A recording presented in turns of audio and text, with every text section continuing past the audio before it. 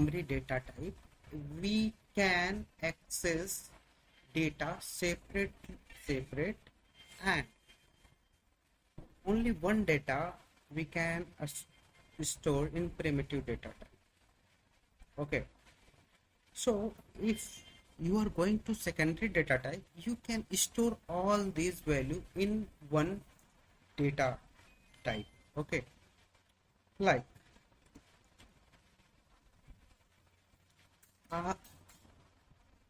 in secondary data type we have basically array and object.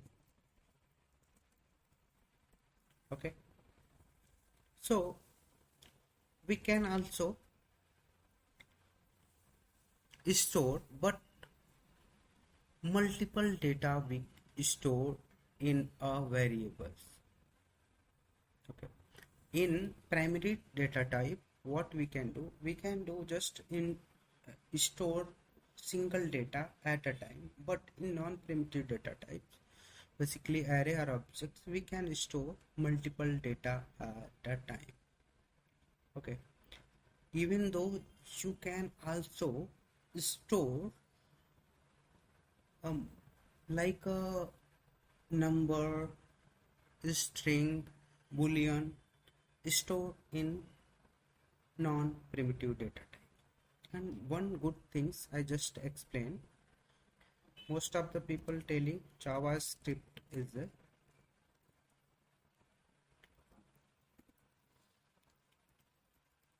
loosely typed language. Okay, loosely typed languages, it means suppose we have a variable x, we are storing 10. Okay, if I'm checking console.log x, what is the value of x is 10. Now we can store also as a boolean. Okay,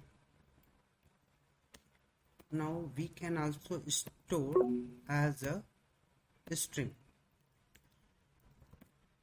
So you can see in a variable x, I'm storing different data type, like a number. First I'm storing number, then I'm storing boolean, after that I'm storing string. That's why we are calling loose type languages. Okay, but at a time we can store only one data. Okay,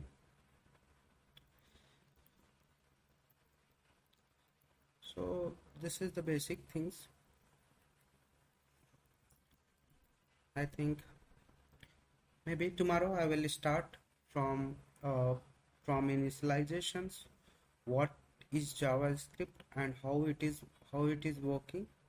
After that, how execute JavaScript. Okay, because basically